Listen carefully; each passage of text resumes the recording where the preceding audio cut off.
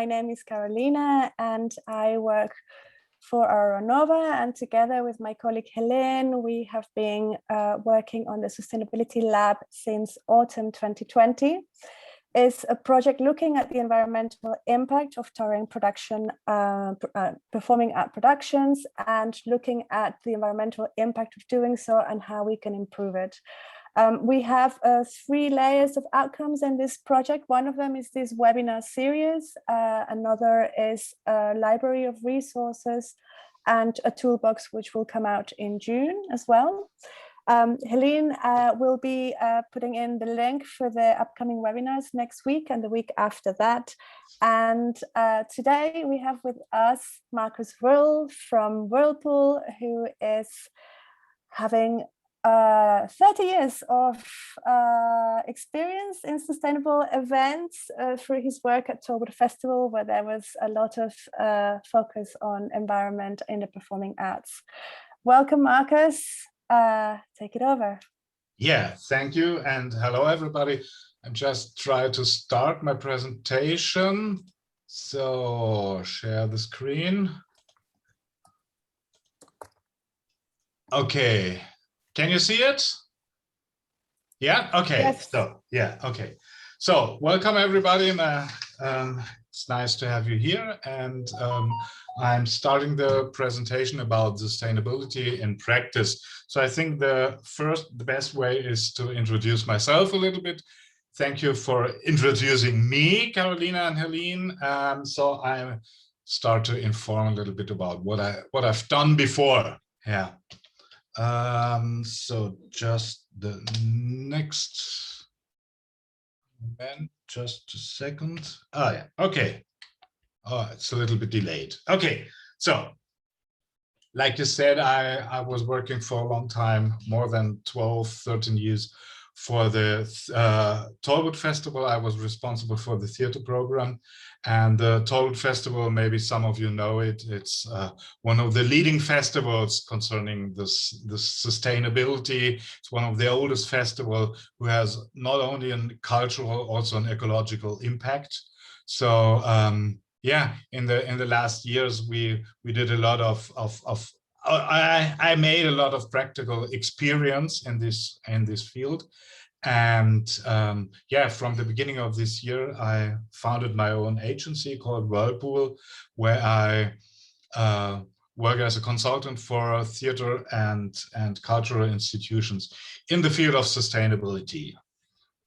Yeah, and also this keeps me running. Actually, I'm a participant of the innovation program of the Federal Ministry of Economics called Bundeswirtschaftsministerium, about the reopening of theaters in Germany after Corona, which will happen soon, very soon, I hope. Yeah.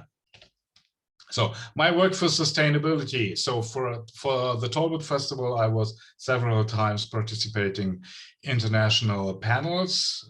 You can read it. Was the Fresh Circus in Paris, hosted by the Institut Français and the Geo Group in Cologne and many others.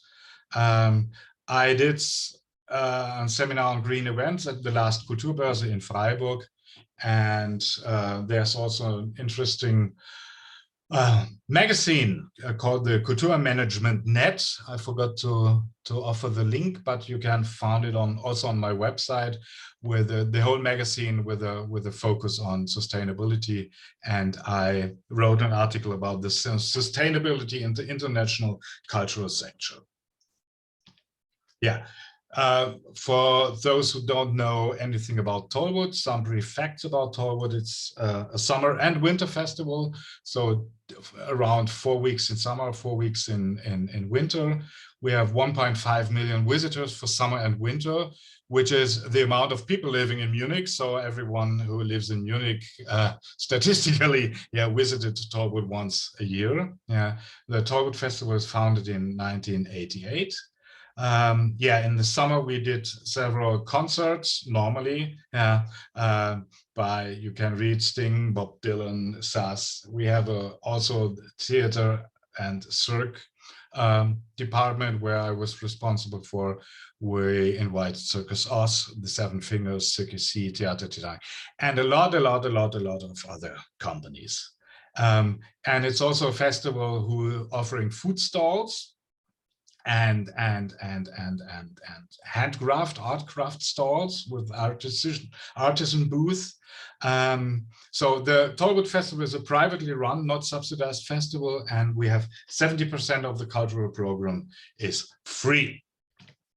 So, and the environmental activities about Tollwood, you can see from the beginning, and believe me, 30 years ago, it was really, we was this, how you call it, we was in the corner of the tree huggers, yeah, the tree huggers, ecological cereal corner muesli Ecke festival, yeah. So now we're in the middle of the society, yeah. But from the beginning, one of the main focus was the ecological activities of the Tollwood Festival.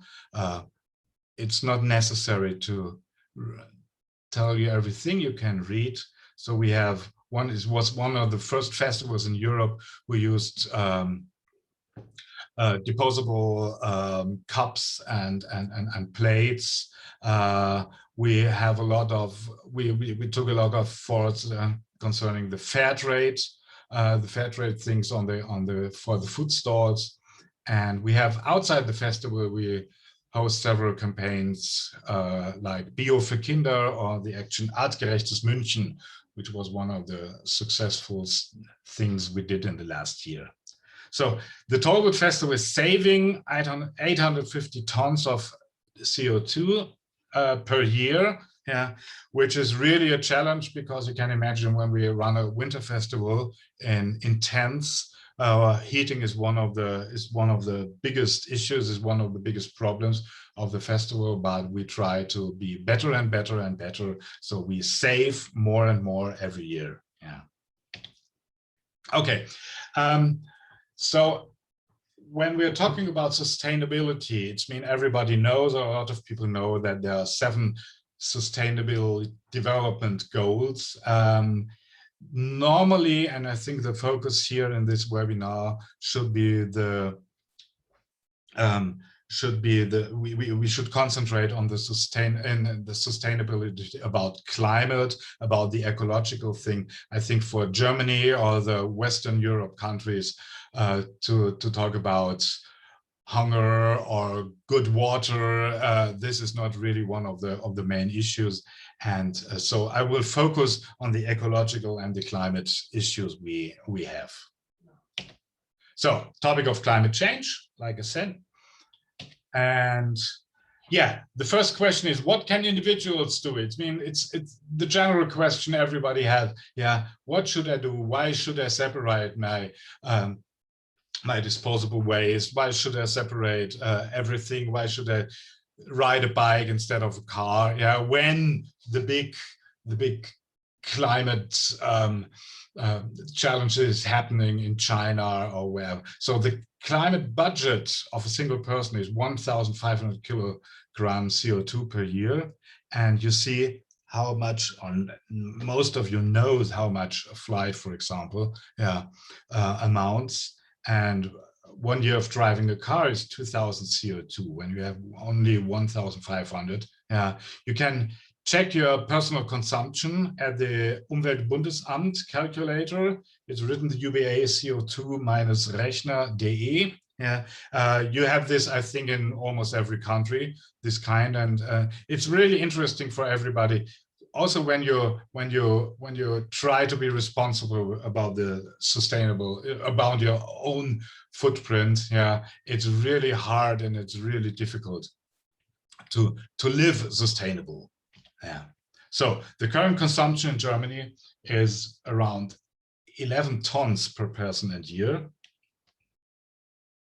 And the target must be below 1 ton per person and year until 2050. So the special situation in Germany, we have the election, the Bundestagswahl in September. And when you see the public discussion in the last weeks and the last month, this is the year of changing the course in politics. I don't want to tell you what you have to vote in September. It's your personal decision. But you know, every party in Germany, if it's a conservative, the Social Democrats, of course, the Green Party, everybody is exploring the Green Deal for his own party. So I think when you see the poll for the federal election, so we have the realistic and very high chance that the Green Party will be this September part of the government. In which relation, in which combination, I don't know. We will see. There will be some weeks where a lot of things will happen. But for example, the Conservative Party, the CDU, still now don't have a program. So they're actually writing their program. And if you know, for example, when you're from Germany and when you know that the Bavarian president Markus Woerl is hugging trees. You know that the Green Deal is one of the important things for the next months and weeks. So we can change the course in Germany this year, and we have to change it. And I'm quite sure ecological things will be one of the main topics post-corona. Will one of the main topics for every political party. So what happened in the last weeks and the last month, you know it, so just concentrate what Greta wrote in last January in Paris, blah, blah, blah. You know, a lot of summits, a lot of things we have to do, things we need to do, but nothing happened until now. So, okay, now we're going to talk what can the art sector do? So we asked us in the last year, in the last month, is culture still socially relevant when we realize that in the COVID situation, every theater, every cultural institution is closed, and a lot of people didn't care and didn't realize that there was no culture, that there was no theater, that there was no concert. So we have to ask ourselves, is culture still socially relevant? And what is the pressing issue after Corona or together with Corona? That's one of the questions we have to ask ourselves also. We shouldn't think about first we have to solve Corona and then we have to solve the ecological problem. I think we have to solve both in the same time, because the ecological problem is not waiting until Corona is solved. It's now. So what do we learn from the current situation? You see the German consider environmental protection highly relevant. When you see what's the most, when they ask the Germans, so it's Bildung, it's Gesundheitswesen, the health system, the social security, and then we have the climate and ecological things on 65%. So we know, and more than the Corona pandemic. And it was, I don't have it, I think it was at the beginning, of this year or the end of last year. Actually, I don't know. 21, so it's online befragung. It happened this year. So I think the climate thing is, for most of the Germans, is more important than the Corona pandemic. That's something really very interesting.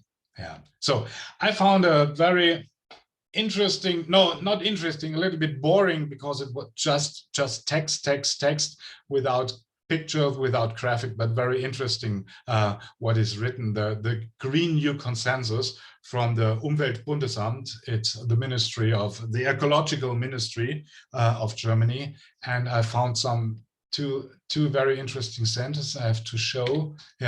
It's this. So it's very important. So I put the German and the English translation. So you have to read. What happens after Corona? So the restart of the economic, and they say the restart of the economic should be together with ecological targets. And I think that's one of the main things. We're all waiting what will happen in the next years. And when we see all the ecological subsidies, all the financial subsidies we have to expect, or we need, the German economic needs, have to be combined with ecological goals. That's one of the main things. And also when you don't have this sustainable thing in your mind, it will happen around you. It will really happen, and it will be one of the most important targets in the next month and years. So what can you do when you run yourself a theater, or you have a festival, or you're programming or planning some cultural events? So are there are several things you have to check. You have to, and I would in the next slides I will go in more detailed about these points. Just a second. Of course, you have to offer it in your program. Think about the program. Is the program, does it matter about sustainability? What's your status quo? Where are we? Where you want to go? It's very important in your house, in your festival, in your theater, to see, okay, do you need consulting? Do you have consulting? What's the knowledge, internal and external? And what do you want to advocate? That's also something very important. Just a second.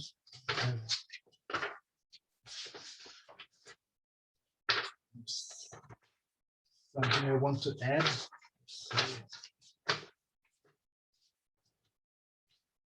Okay. How do I educate my team, my audience? How do I sensitize them and take them with me? Because it's we are all, when we work in the cultural field, we are all one of the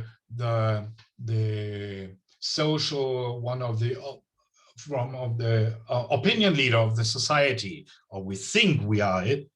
So think about how can you sensitize your audience and take them with me? How can you convince your audience that this is one of the main targets, one of the main issues for the next time? So take your role, think that you are one of the target leaders, of the opinion leaders in your society, in your city, in your community, and don't forget that this is also a very important role. What are your tools and resources? This is something you have, check individual. I will be more detailed on later. And does this help as a community internally and externally? Like I said, as an opinion leader, you have to also think about your community. Do we need more inspiration? So let's go and jump in. Program. It's very difficult to find a program about sustainability. And I was in a lot of webinars in the last weeks where a lot of people asked, okay, can you tell me a sustainable program? I think it's not necessary to find a piece you can present about the pollution, about the melt, that the poles are melting, and that I don't know, there are different things. I think you just have to sensitize your audience. And I found the ARD, the first German TV program, they had a theme week, a Themenwoche last November, and like they have several times during the year. And the theme week last November about Wie leben bleibt alles anders. It was big focus about sustainability, and not only about the ecological sustainability, about all the sustainable goals. It was one of the most successful since the introduction of the theme weeks. I think they started around 2004. So it's really important, and the people, the TV visitors, they realized that this is really one of the main things. So what's the status quo, and where are we going? Just a second. Okay, make an in-house balance. Yeah, check your energy consumption, travel journeys, internal life cycle assessment. I think that's, yeah, things you normally know, but you have to check. It means you can only solve problems and only realize problems if you have facts, if you know your consumption, if you know your CO2 footprint, and if you know everything's, yeah, and just then, yeah, you can check what you have to change. And for example, when you have time, when you're working, actually, when you're doing home office, when you don't have so much cultural life, actually, yeah, use the chance to do a green audit. RBB, this is a Radio Berlin-Brandenburg. Of course, a lot of people know this. Most of you are from Berlin. Yeah, they used the chance last year, yeah, to have a green audit. It's mean there was running really from department to department and checking the ecological footprint. Yeah, use the chance when you don't have to do actually so much. Yeah, use the chance to do a green audit and involve all departments. Yeah, and then when you do consulting, an internal or external consulting, do a roundtable with all departments. It's not only necessary to have your own ecological working group and offer a room once a week for the people who are interested. Yeah, everybody in your house, everybody in your team should be involved, that you are planning to change the way you're going and change, that you want to find ideas. Yeah, and explore, because we're not living in our own bubble, explore the political will and the feasibility. That's also very important. Check in your city what's going on. Yeah, what do your politicians think? How is the green thinking in your own city? Yeah, check it. Yeah. And what do you want to stand up for? So you have to clearly formulate goals. One of the main mistakes people make, yeah, they do, yeah, at the end of we want to be climate neutral. Yeah, make intermediate targets, make really things who are believable. Yeah, say, okay, we want to reduce the consumption by 20%. We want to have the change. We want to change the catering. We want to do this. We want to do the next small steps. It's better than to say in 5 years we are climate neutral. Yeah, that's a problem of the German government, actually. Yeah, they don't formulate intermediate targets. Yeah, they say, okay, 2050. Yeah, we fulfill the Paris Climate Convention. Yeah, and actually nobody believes. Yeah. So, and what do you want to stand up for? Avoid greenwashing. Greenwashing, that's a very important point. Yeah, say, just be by yourself. Yeah. So typical example for greenwashing are, for example, yeah, that you for example, environmentally friendly products belittle entire range. H&M, organic fashion. Yeah, organic. It's nothing. It's mean organic fashion. Everybody can call itself organic fashion. There's no label. Yeah. There's no. So it's really something. Yeah, and everybody knows it. Just when you watch TV, every second thing, yeah, is actually environmental friendly and is sustainable. Yeah. Take care, green claim and wake statements, distract from the core business, environmental friendly. Yeah. So one of the main things is advertising with self-evident facts. CFC free is standard, actually, so you don't have to write it. Yeah. And that's, for example, that's one example I found at the Theaterhaus in Stuttgart. They're involved, and one of the main sponsors is the MB, is the Mercedes-Benz Bank. Yeah, so everything the Theaterhaus in Stuttgart is doing together with the MB, with the Mercedes-Benz Bank, yeah, is really not a sustainable thing. Yeah, because as long as Mercedes-Benz is producing this big, incredible CO2 unfriendly cars, I want to say polite, yeah, it's really a thing. The Theaterhaus Stuttgart is doing greenwashing with every action they do together with the Mercedes-Benz Bank. Yeah. Okay. The other things you can see. Yeah.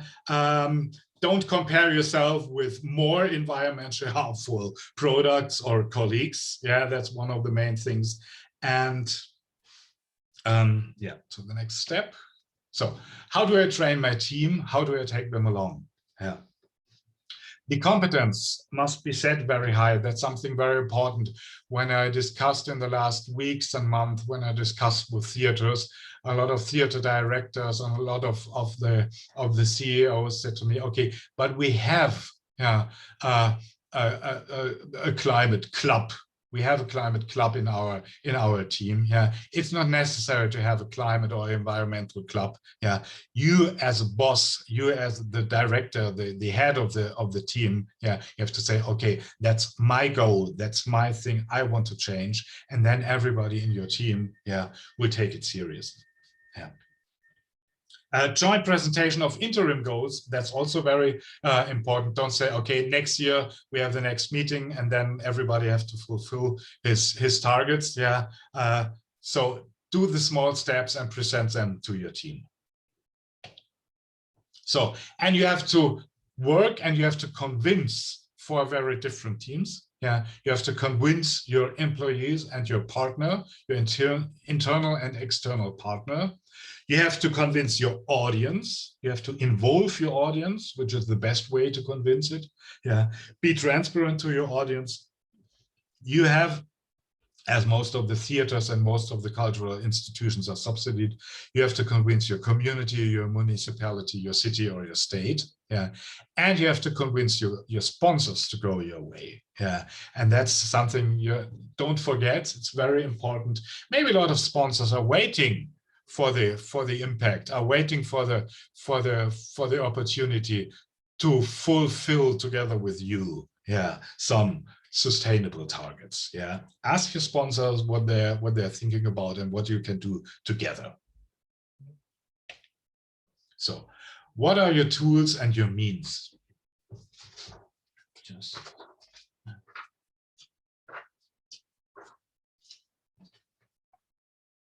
okay. So you have to optimize your existing resources, save electricity, save energy, you know it. Yeah.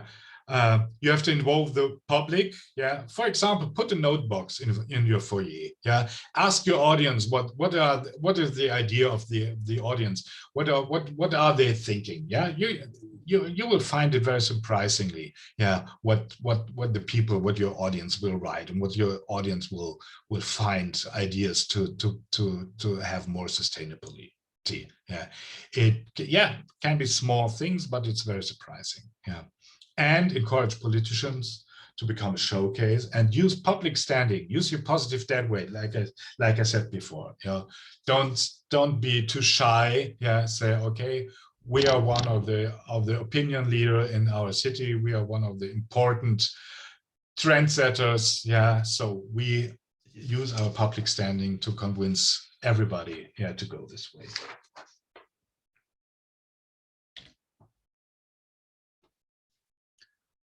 So does this help us as community? Yeah, for most of the people, the theater is seen as meaningful, yeah, and that the theater is responsible to take care about the socially relevant issue. I said before, yeah. Be cross-generational. Younger people feel addressed. I think it's not a miracle that more the younger people are interested and feel involved about the climate change, not only since Fridays for Future demonstrations.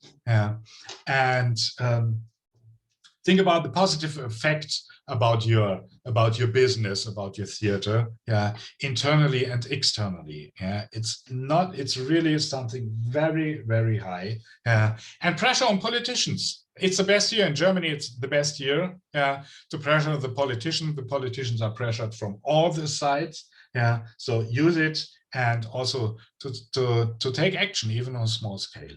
Yeah, and like I said before, taking sustainability out of the tree hugger stereotype. Yeah, we are not only tree huggers wearing Birkenstock shoes, yeah, and biking and yeah. It's mean we are also in the middle of the society, and I think this theme is also in the middle of the society.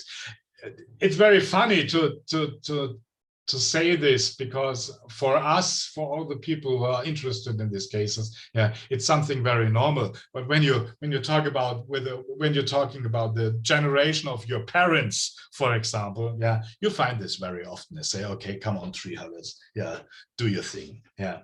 Okay. Next step, do we need more inspiration? Yes, of course. Being open, that's very important. Yeah. Take consulting, visit trade fairs, use the networking like the networking we do now. Yeah. And don't slack off. It's an issue for decades. It's a very important year, this year, next year. Yeah. But it's an issue for decades. So, you know, don't lose your inspiration. Yeah. So I think the things I posted here, Julie's Bicycle, Season for Change, Green Touring Guide, I mean, everybody knows this more or less. These are very interesting, websites. Yeah, Julie's Bicycle is, I don't have to tell anything about it. I think you have the Julie's Bicycle, also one from Julie's Bicycle as a speaker? No, I'm not sure. No, but go on the site. Yeah, in Great Britain, Julie's Bicycle, or in Europe, Julie's Bicycle is one of the, or is the main, yeah, the main thing when you're thinking about sustainable goals in cultural life. Yeah. So now concrete implementations for your venue and for your event. Think about this. Yeah, just like I said before, think about the check. What are the biggest climate waster? Yeah, and I just found this only in German. Yeah. So, but I think it's also, you can understand, it's about mobility, energy, the heating, yeah, the public emissions, yeah, other, it's something very difficult to explain. It's just take it, yeah, and Ernährung is food and beverage, yeah. So these are the biggest climate waster in Germany, and I think everywhere else in Europe. Yeah. So the main topics for events, yeah, is, of course, if you have a house, if you have a venue, yeah, is building insulation and energy consumption. These are the first steps everybody have to think about. Think about green electricity, and mobility for your audience and your organizers and your touring companies and your visitors. This is one of the main things. Yeah, think about offering public transport tickets with your entrance tickets. Think about reduced prices for parking, yeah, and parking houses next to your theater. Yeah, think about this if it's still needable. Yeah, think about anything. Think about car sharing, think about transportation sharing. There's an interesting example, I think, in Tübingen, where the theater in Tübingen was doing an action together with the local cinemas. Yeah, and they did a bus sharing. They did a bus sharing after the cinema and the theater shows, where the people can use and bus sharing, yeah, to come home after the shows and after the performances and after the cinemas. Yeah, think about food and catering. Think about vegan or vegetarian food. Yeah, but I will come more detailed in the next slides about this. Yeah, and think about waste prevention. Do we really need program booklet? Yeah, high quality, 4-color printed. Yeah, think about it. Who buys big program booklet with 60 pages and a lot of high quality pictures? Yeah, think about disposable items. Think about giveaways. Maybe it's mean, to be honest. Yeah, we all get giveaways. Yeah, where are your giveaways now? Yeah, think about sustainable giveaways. Think about clever giveaways. Yeah, or avoid giveaways. Yeah. Okay, concrete measures. Yeah, so you have, I think, what you can only check what you know. It means check your energy. Use the LED technology. It's a technology that is really running fast, very fast. Think about hidden lighting. Think about the backstage lights, think about the lights in the rehearsal studios, think about the heating costs. It's incredible how many theaters, how many venues, yeah, still heat the part where there's no audience over the weekends. Yeah, it's incredible when you think about it. Yeah, when you go to a theater and check, okay, do you really need heating for the rehearsal studios all over 24 hours, all over the weekends? Yeah, so they're all heated, they're all light, they have all lights. Yeah, no, yeah. So I think these are the simple ways to avoid this. Yeah. And raise awareness also among guest ensembles. Not every guest ensemble needs the best technical equipment and the best light equipment. Just be open to them and say, okay, we don't want to have this and this and this, or we don't have this and this. And it's not a question of the cost, it's also a question of the sustainability and the ecology.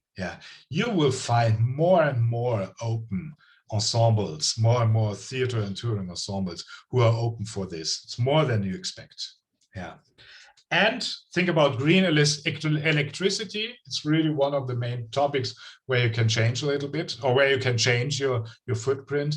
And ask your local energy supplier as a sponsor. If you have a local energy supplier, I'm quite sure they offer also green electricity. And think if they want to be your local sponsor, maybe with the difference of the normal electricity and the green electricity they have. It can be a great impact. It's also a great impact for your energy supplier. Okay, mobility, I think that's something everybody knows. Plane versus train. You have to make it more attractive. Think about using the train in Germany, for example. I think most of the touring companies actually prefer to use the train inside Germany. Maybe sometimes inside Europe. Of course, I know when you have to transport decoration, you have to use a car. But for example, the Helsingborg Symphony Orchestra, I wrote unfortunately, I have it just in German. The Helsingborg Concert House and the Helsingborg Symphony Orchestra, they just invited conductors who are coming by train. And it's been Helsingborg, it's not around the corner for most of the European cities. They just invite conductors coming by train. And it's working. Public transport ticket, as I said before. Think about when you sell tickets that it's in combination with the public transport city. Make bicycle more attractive. And also something, adjust performance time to timetables. Think about when you're in a small city and you have a lot, and your audience is coming from the villages around your city. Check when is the last bus going to the villages around. It's not necessary to start at 8 when it can start at 7:30, and when it's easier for the people to reach the last public bus. A lot of people really, they don't think about it, and we also in our profession, we're sitting at home and say, okay, shall we start at 8? Shall we start at 7? Shall we start at 7:30? Nobody cares about the public transport plan. Think about this. When you're living in a small city, and when a lot of people coming from outside your city and coming from the villages around. It's an easy thing. Car sharing with local cinemas. I said this before. This is a very interesting action. It happened in Tübingen or Reutlingen. I don't know exactly. I forgot. I can check it. And if you are sponsoring, if you have a sponsor by a car company or car dealerships, don't use the biggest BMW, BMW. Don't use the biggest car the car dealership or the car company offer you. Ask for e-cars. It's also something interesting for the car dealerships. And it's giving really a positive impact for you, for your house, for your festival, and the car dealership. Okay, so some sustainable ideas we realized at the Tollwood Festival. We had a long discussion about vegetarians, about the implementation of vegetarian idea at the Tollwood Festival. Yeah, and the Green Party made this mistake some years ago. Yeah, and they're still confronted with it. Yeah, don't ask for a veggie day. Yeah, don't let the people make the decision. Yeah, don't offer one veggie day, two veggie days, three veggie days a week. Yeah, so and with the catering and the calculation, and it was something very interesting I had together with my colleague from the food and beverage department. Yeah, the caterer often still calculate the cost of the goods, the cost they pay at the they pay, and counted with 3 is the sale price. So if you buy something, for example, for €3, yeah, you have to sell it normally for €9. Yeah. If you ask him to offer organic food, he say, okay, I have to buy organic food. I have to buy for €4 instead of €3. So I have to sell it for €12 instead of €9. Yeah, and that's wrong, because the way he works, the way he pays his cooking department, he pays everything. The way he realizes he's cooking the meals is still the same. So if he buys his goods for €3, and if you buy the goods in ecological quality for €4, you don't have to raise up the price from 9 to 12. You can raise it up from 9 to 10. Yeah, so it's 3 times the €3 plus the €1 for the biological food. And this makes it more feasible, because all the people think, okay, biological food is so expensive. Yeah, it's not so expensive from the price when you buy it. Yeah, but it has to do that a lot of caterers think, okay, yeah, if we count it on 3, yeah, it's 3 times higher. Yeah.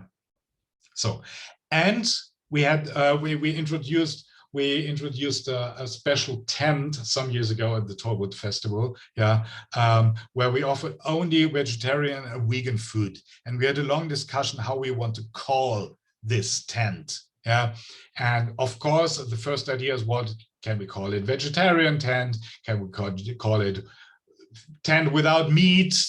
So there were several ideas. Yeah, and we just called it Esszimmer. Yeah, so the people who went in didn't realize or didn't know that there's only vegetarian and vegan food offered. Yeah, and don't tell everything. It's mean they didn't realize until when they leave the tent. We asked them, did you realize that it was only vegetarian food? And they was very surprised and say, okay, no, we didn't realize, we didn't know, but it was, yeah, it was good. Yeah, we liked it. Yeah, and it's mean, you know it when you ask friends or when you ask partners and colleagues, yeah, do you want to go with me and have some vegan foods? Yeah, most of the people say, oh my God. Yeah, for example, at Tollwood, we offered several times, we offered a vegan buffet for our premiere parties, but we didn't tell it. We didn't tell it to the people. Just at the end, we say, okay, I hope you enjoyed the vegan buffet, and nobody realized that it was vegan.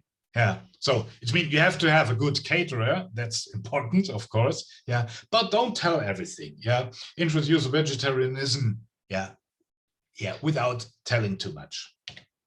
Yeah, okay, and some waste ideas.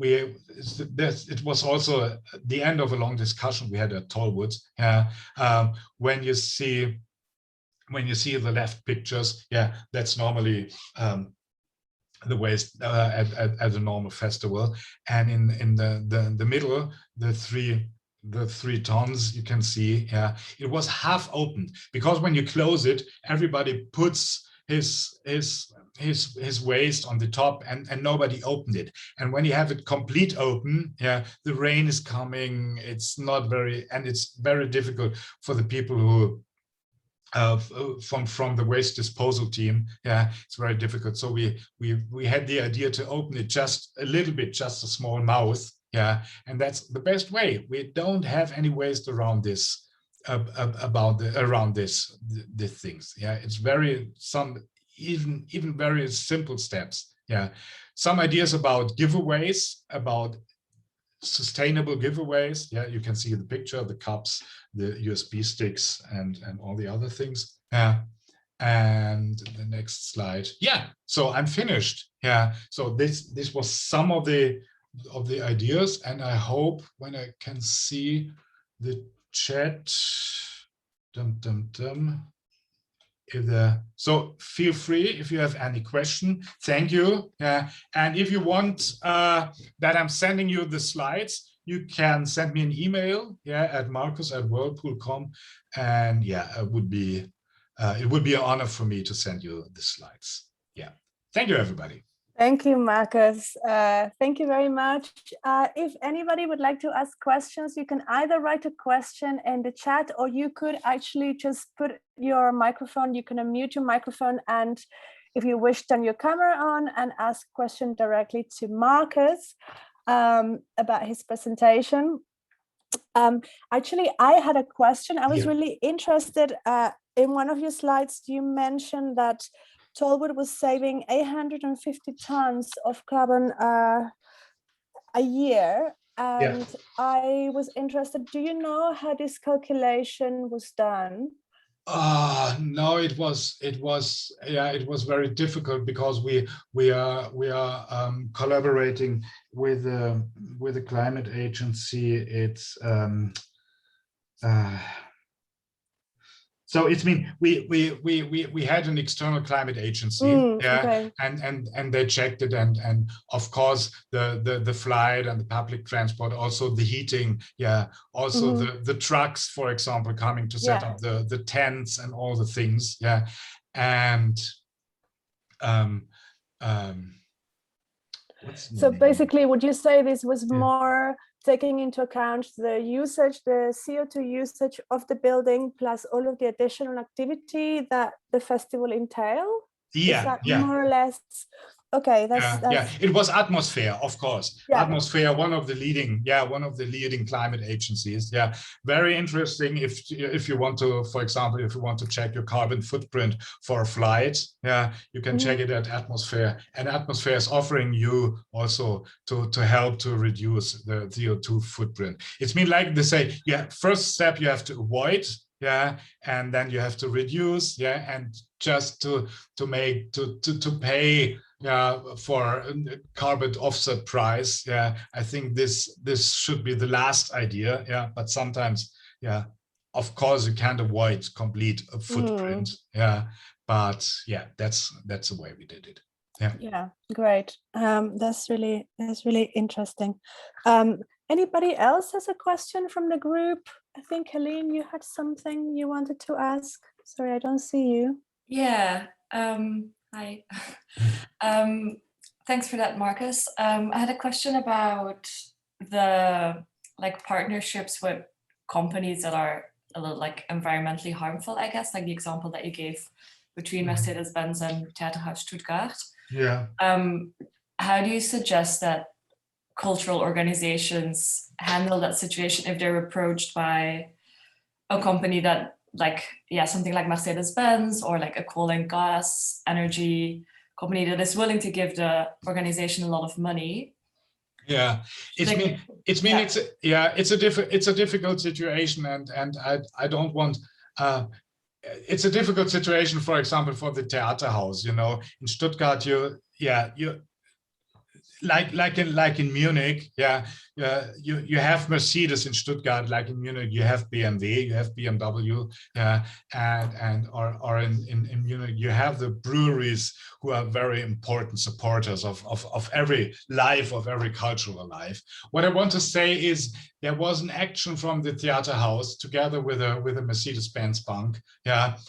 It's okay for the Theaterhaus if they have the Mercedes-Benz Bank as sponsors. It's okay. It's their decision. But they had one activity where they say, okay, we do together with the climate. With a Mercedes-Benz Bank, we do a climate action, and one weekend they picked up the waste at the theater ground, yeah, and it was published in the newspaper at the environmental action of the Mercedes-Benz Bank, yeah, that the poor people working at the Mercedes-Benz Bank have to pick up the waste at the weekend, yeah, and this is a typical example of greenwashing because it was written Mercedes-Benz and Theaterhaus Stuttgart do something sustainable, yeah.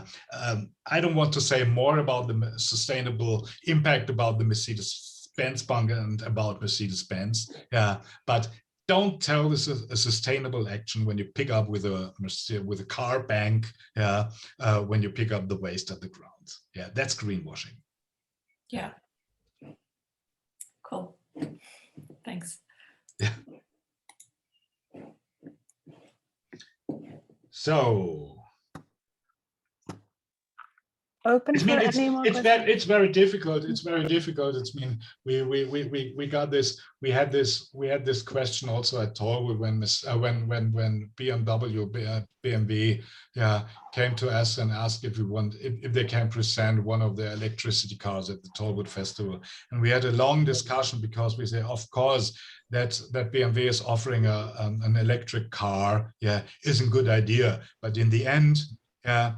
BMW is also offering, yeah, all these high level carbon footprint, high X6, X4, yeah, Mad Max tanks, yeah, cars, yeah, and it's mean when you say, okay, Tollwood is working together with BMW presenting the electro car, yeah, that's also something at the how you say, yeah, we discussed this decision very long, yeah. Is it good to present an electricity car of BMW, yeah, who normally offers, yeah, a lot of not very ecologic friendly cars, yeah.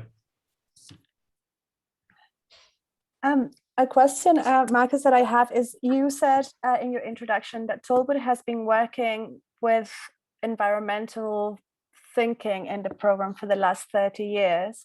Yeah. And I think now audiences are much more concerned about the carbon footprint of all the activities that they do. But I'm wondering, what was the approach? I mean, how did the approach evolve? Because now, after 30 years, I guess everybody knows that Tollwood has sustainability at the top of their agenda. But how did this evolve, and how did you find the process of communicating this to your audiences bit by bit? Because 30 years ago, totally right, the thought of the tree hugger and the hippie was what everybody thought of sustainability. But, you know, what would be a recommendation to start? I'm just thinking about houses or festivals where the audiences haven't been thinking about this so much, or even companies that the audiences haven't been thinking about this so much and want to make gradual steps into getting there.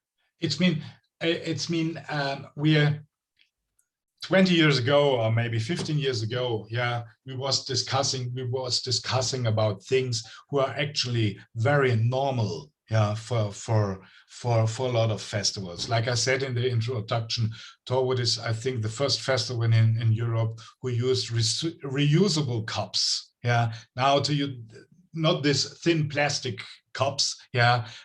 Now it's normal for everybody, yeah. I remember very well when I was at a French festival some years ago, yeah, and the festival called itself Festival Ecologique, yeah. And I went to the festival and asked, okay, what's your festival Ecologique? Why are you calling this? And they say, okay, we use recycling paper, yeah, and we use reusable cups. And I say, okay, thank you. Yeah, that's the state of art in Germany, actually. Yeah, and it was really 3 or 4 years ago. Yeah, so these are the small steps who are actually normal. Yeah, this was 15 years ago, 20 years ago, really something very, very new.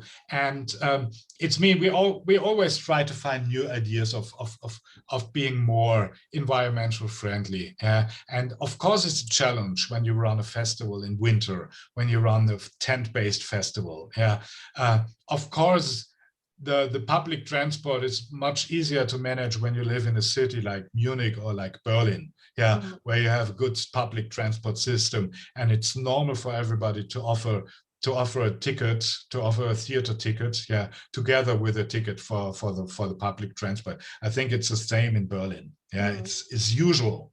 Yeah, but this, yeah, a lot of years ago, a lot of decades ago, it wasn't very normal. Yeah, it was really, and I remember very well. Like me, it's mean I started working 13 or 14 years ago. I started working for Tollwood, and before this period, I was there very often as a guest. Yeah, and I was thinking as well, okay, these are the tree huggers. Yeah, but yeah, but it's really it's and it's very important also to see the audience. It's mean we have this environmental tent in winter, the Weltsaloon, where we have the focus of all the environmental activities and ideas, and this is one of the best visited tents of the whole festival. Yeah, just to tell the people what we are doing and what are our ideas. Yeah, and yeah, to say okay, reusable cups is not now it's very normal. Yeah, but 15 years ago it was something very new. Does this answer your question? Yeah. Yeah, thank you. I just got a message, seems to have come to me directly. Steffi, would you like to ask your question directly, or should I read it out? I can ask it. Right. For me, the question is, thank you, Markus, for the presentation. I would like to know what are alternatives for oil heating in circus tents? It's a very good question, because yeah, we always try to find the best and the newest heating system, and we know about, for example, 2 or 3 years ago there was a heating system was based on I would say it in German, Fernwärme and Niedrigenergie heating. And I remember, for example, there's a winter festival in Salzburg. They offered it. Yeah, it's a winter fest in Salzburg. They have the heating system. They offered the heating system as the ecological, the best ecological heating system. And when I was there and asking, okay, tell me something about it, they told me that it didn't work. Yeah, so we always try to find the best system. To be honest, we still use the traditional heating systems, yeah, but we make a lot of effort, we make a lot of things to reduce the, or to keep the heat in the tents, yeah, with insulation and all these things. But actually to heat it, yeah, you have to have the traditional system. Sorry, I don't have any new idea in my pocket. Yeah. Thank you. Yeah, you're welcome. But just check. I think it was the Winterfest in Salzburg 3 years ago. Yeah, they offered a new heating system. Maybe it's working now. I don't have any idea. Yeah, if you can't find it, you can send me an email. I will find it out. I have it in my. I have it somewhere in my office. Yeah. Okay. Thanks. Yeah, welcome. I actually have one more question because. And it's about greenwashing. The other day I had a discussion with a friend, and I was kind of like, I said, hey, I don't like companies that greenwash themselves, and where you can tell, hey, is it really a serious interest that they have? And the answer of my friend was, isn't it that you just have to fake it until you make it? Isn't that also kind of like the right step? And, just you mentioned the example with BMW. After all, they are developing, and they are forced now to develop these electric cars in a way. Yeah. And I don't know, for me, that's the question. And the thing is, it helped me because I was struggling a little bit also for our company to take the first steps, because I was like, isn't that kind of like fake? Because, when we start with little steps, and I don't know. So for me, that's the question, isn't it? Also, you have to fake it until you make it, and at least you make the first steps in the right direction. And yeah. Of course, you have to make the first steps, and sometimes it's very difficult to do the first steps. And actually, one big difference and one big challenge is yesterday in the evening, I finished my presentation, and I watched with half an ear, half an eye. I watched TV, yeah. And when I saw all the the ads in the TV. Yeah, it's mean I was very surprised. I just have to count it. Yeah, I think half of the advertising, yeah, is now challenging is now calling himself sustainable. Yeah, it's starting with toilet paper. It's car companies. Yeah, you know this when you buy beer, yeah, you can plant a tree and all these things. Yeah, and I think actually when everybody is sustainable, yeah, actually the challenge is to be really sustainable. Yeah, but to plant a tree, to be honest, and for this you have also check very serious with whom company or with which idea you're collaborating. Yeah, to plant a tree now in Brazil or somewhere else, yeah, to plant a tree now, yeah, reduce the CO2 consumption, I think, in 10, 15 years. Yeah, so you have to do it together with actions who are reducing the CO2 footprint now. Yeah, that's something very difficult. And I think now actually the challenge is not to say, okay, I'm sustainable and I'm doing the first steps. I think actually is the thing, I'm really sustainable. Yeah, I'm not the greenwashing toilet paper Krombacher Bierkasten company, yeah, planting a tree. Yeah, I mean it. And of course, the best is to avoid it. Yeah, but yeah, for me, for example, I saw it yesterday. I was very surprised. It was a very well-known German TV moderator, yeah, who made a new advertisement about toilet paper, and he say, with every box of toilet paper I buy, I'm planting a tree. And I say, okay, have a good time at the toilets. Yeah, but it's so unbelievable. It's really unbelievable. Yeah, and that's actually the challenge. Everybody is actually sustainable. Yeah, that's the biggest challenge. Joanna, you wanted to add something to this point. Would you like to unmute yourself? Yes, hi everybody. Thanks, Markus. Wonderful presentation, first of all. Steffi, I absolutely know that kind of argument. And I think one point is that even if you can say, well, this small step is necessary, and to stick to the example of BMW, of course, developing electric cars is important, but you always have to stay visionary. And it's not, if you say we are sustainable now, it's a small step, but it can't end there. So you always have to keep in mind, well, electric cars might not be the end. The end might be ending the single transportation system. So just to always think one step ahead concerning sustainability, and also about the toilet paper. Of course, it's good to plant a tree, but the best way would be to use just recycled things and not using a tree in the first hand. So this is, I think, one argument you can always use in such discussions. Yeah. Can I say something? Okay, yes. Also, thank you very much, Markus, for the presentation, very inspiring.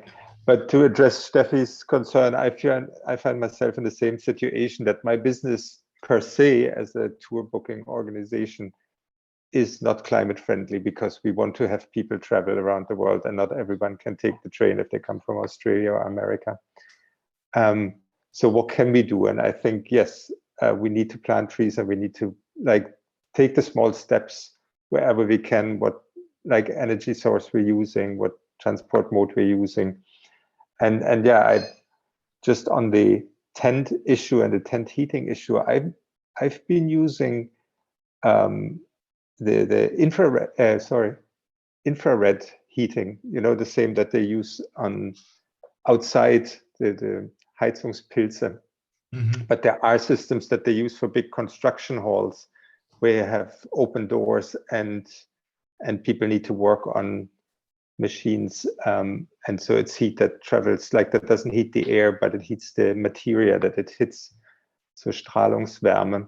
And that I find it's very low on energy consumption and effective. And I wonder why that's not been used in tents.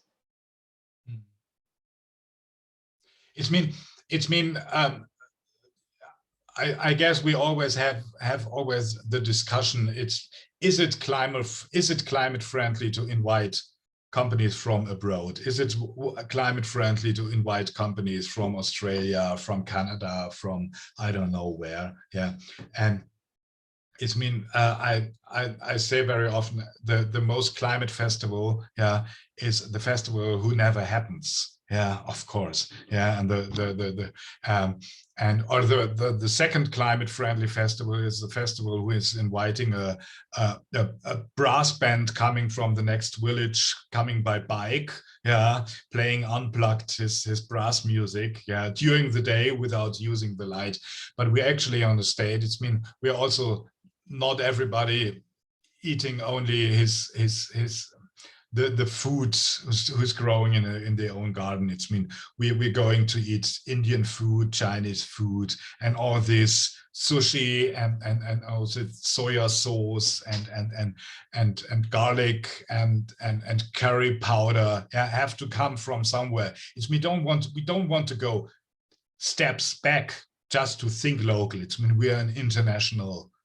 We are international connected worldwide, everyone, not only the cultural sector. Yeah, so we have to make the best from this, and it's not a question of not inviting companies from Canada or Australian. It's still very interesting for us, and it's opened our minds. Yeah, and it's also the social point, the social goal of the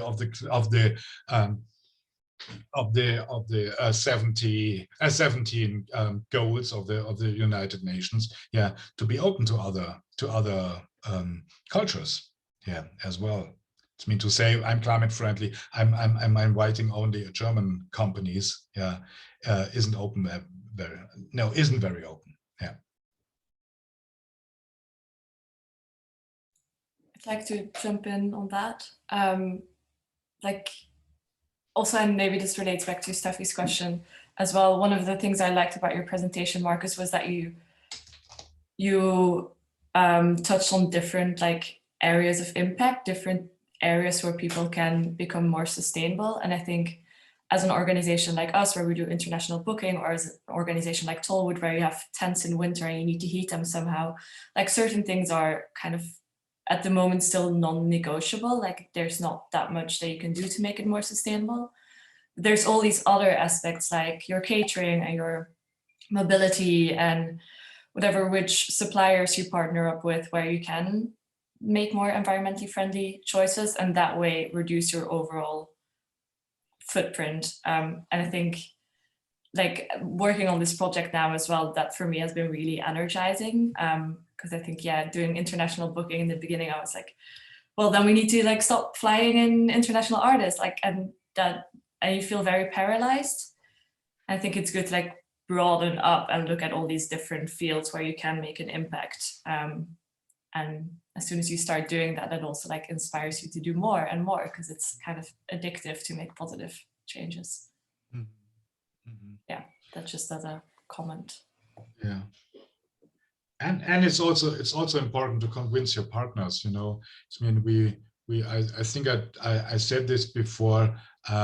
Normally, for example, we share the costs of the carbon footprint agency of atmosphere. We share together 50-50 with the companies. Yeah, and one of the companies we invited, Circus from Sweden. Yeah. They were so excited about the idea that they implemented it in their contracts. So now wherever Circus is touring, yeah, the festival have to share, yeah, the footprint, the carbon footprint, offset footprint. So they shared 50-50. Yeah, so we had an idea, yeah, we gave it to Circus gave it to other festivals, yeah, and that's the ideas you have to implement somewhere, yeah, and you have to bring it out everywhere. Just small ideas. Yeah.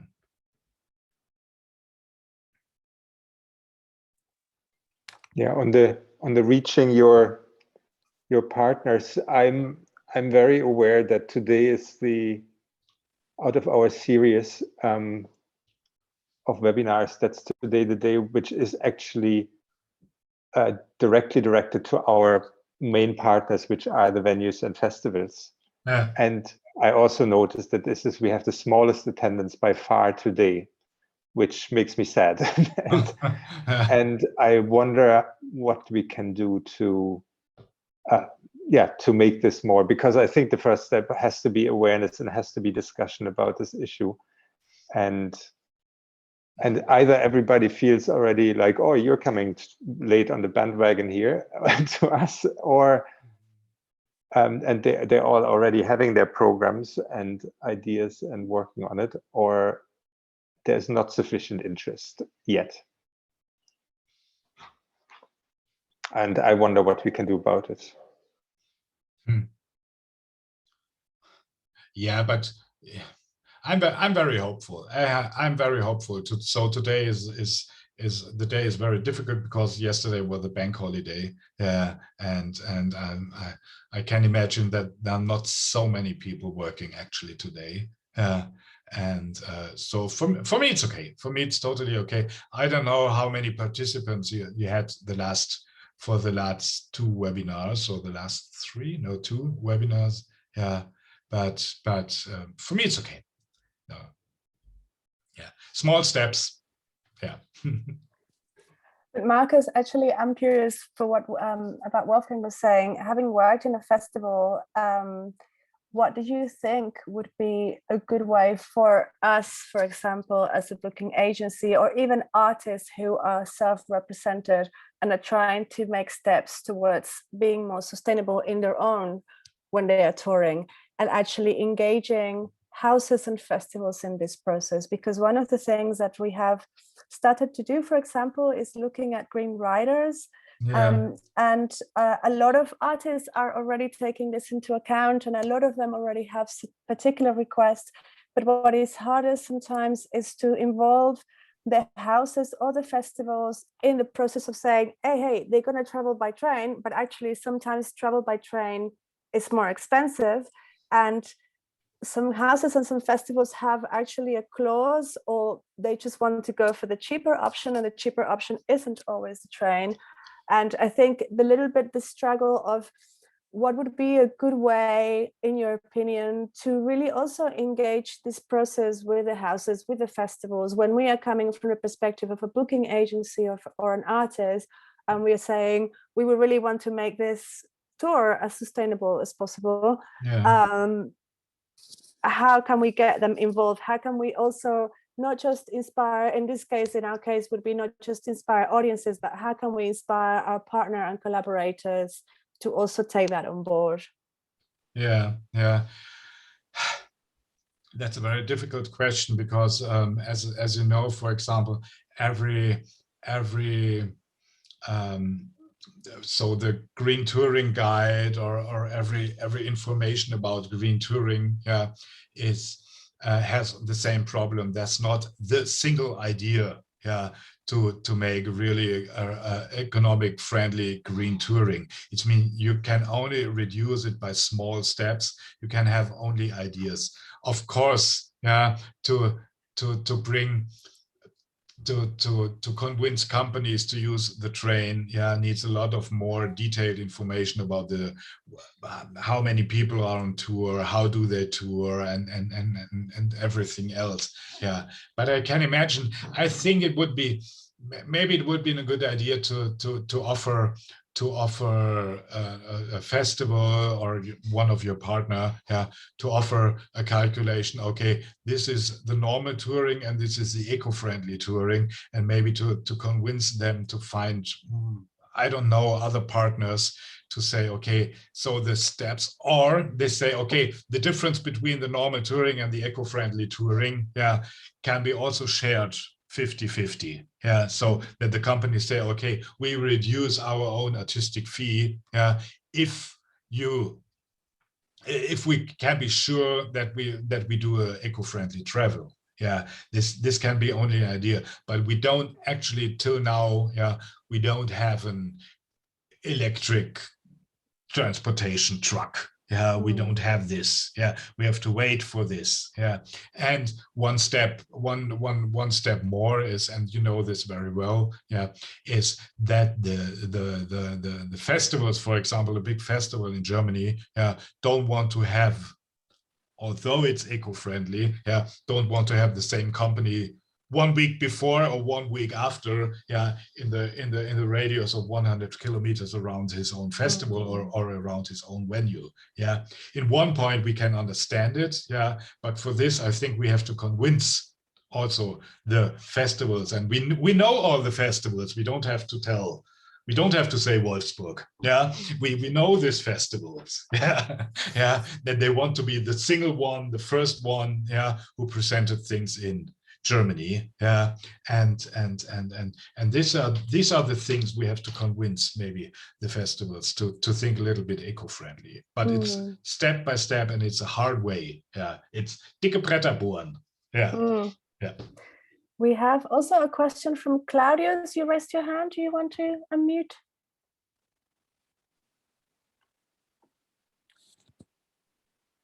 You can see me? Hi, Yes, Markus. Hi. Thanks a lot for the presentation.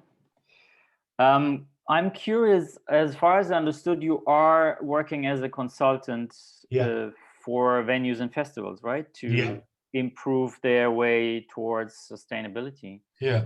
How's that? I would be interested. How is that? Is it still dicke Bretter bohren? Is it still very difficult to convince them, or to also? I think they have to pay a fee, right? So that's the first hurdle, to get an external consultant, put some money on the table, and say, yes, we want to do that. Yeah, it's very interesting, because when I realized and when we had this discussion in advance, Carolina, yeah, I asked you what's the level of the people who are joining this webinar. It's mean you can find, and when I did this, for example, the reaction after I did the webinar at the Kulturbörse in Freiburg, it was very interesting, because some theaters say, okay, it's very interesting, please come, yeah, and do the same presentation to our team, which is actually very basic information.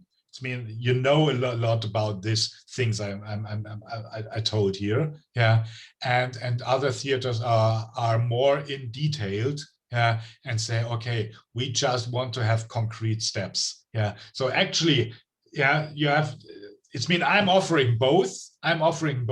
Yeah, and I see, for example, there was a culture from a small city. There was a cultural department, the Kulturamt. Yeah, I would say, okay, come to us and tell this. Our people working in the cultural department, working in the Kulturamt. So just to convince the people, and I think this will be just minimized actually by the public discussion. Yeah, a lot of people and a lot of people who are in a political position realize that this is one of the main topics for the next time. They realized it too late, but they realized it, yeah, and they want to have concrete ideas, and it's mean, yeah, it's very difficult. Yeah, I do this sometimes for cultural departments, just to give an overview about the possibilities, like I did today, yeah, and some really want to have the concrete steps. And just to say, and it's just important to say, when you decide that your theater want to go this way, to be more sustainable, to be more eco-friendly, yeah, you don't have to pay it from the cultural budget. Yeah, that's also something very important. Yeah. I tell the theaters, ask in your local government, ask in your city, yeah, ask the Department of Ecology of the Umweltreferat, yeah, ask it. They have, and it will grow. Yeah, they have so much money for consulting, for all the things, for yes, of course, if you want to insulate your building and all the things, but also for consulting. They have so much money, but nobody knows it. Yeah, and depends if you're in Bavaria, or if you're in Brandenburg, or if you're just in a local. Yeah, you have to ask and you have to find it out. I don't think that it's a role of the cultural budget to pay also the eco-friendly action. Yeah. Does this answer your question? Yes. Yeah. Okay. Thank you. Yeah. Great. Do we have any more questions? Last call for a question. Did I hear something? Any? No, it just Oh, no, stopped it's sharing the just, screen. oh, yes, Sorry. great. Yeah. So if we don't have any more questions, then I will say thank you very much, Markus, for the presentation, and thank you everybody for attending, for your questions and your comments. Next week, we have a webinar from Finnish Stemnitz from the Green Touring Network about best practice examples from music. You have the link. Thank you. Helen has just pasted the link. You can see more information about the upcoming webinars. And thank you very much. Have a lovely Friday.